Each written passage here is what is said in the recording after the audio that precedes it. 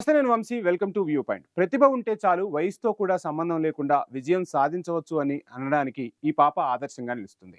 ఆ బాలికే భారత సంతతికి చెందిన అమెరికా యువత అంజలి అవస్థి. స్టార్టప్ల ప్రపంచంలో ఆమె సాధించిన విజయం ఎందరికో ఆదర్శం. ఒకసారి ఆ విషయాలేంటో మనం కూడా తెలుసుకుందాం.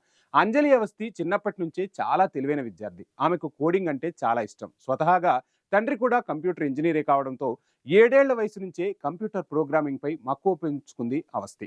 వయసుతో పాటు టెక్నాలజీపై ఆసక్తి, మక్కువ కూడా ఎక్కువ అవుతూనే వచ్చాయి.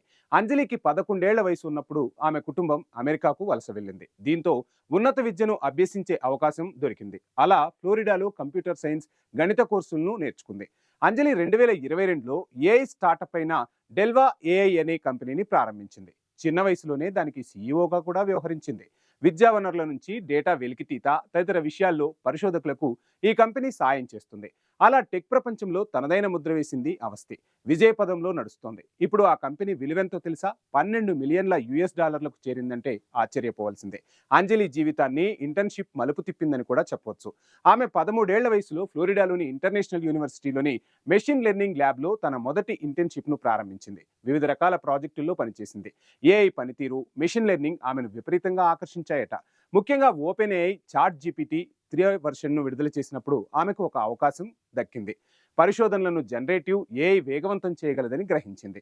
ఈ ఆలోచనే అంజలి జీవితాన్ని ఒక్కసారిగా మార్చివేసింది. సో ఏది ఏమైనా, చిన్న వయసులోనే ఇంత ప్రతిభా పాఠవాలు చూపించిన భారత సంతతి బాలిక ప్రపంచంలో ఒక సరికొత్త రికార్డును సృష్టించింది. మన భారతదేశంలో కూడా ఎంతో మంది మేధావులు ఉన్నారు. ఎంతో మంది పసిపిల్లల్లో మేధో సంపత్తి ఉంది. కానీ ఆ మేధో సంపత్తిని వెలికి తీసే యంత్రాంగం ఇక్కడ లేదనే చెప్పాలి. ఆ దిశగా ప్రభుత్వాలు ఇప్పుడైనా అడుగులు వేస్తే భావి భారత పౌరులు ఖచ్చితంగా ప్రపంచానికి మేధావులను అందించే భారత యువత తయారవుతుంది అనటంలో ఎటువంటి అతిశయోక్తి లేదు. ఇది ఇవాల్టి వ్యూ పాయింట్. చూస్తూనే ఉండండి ఐ న్యూస్.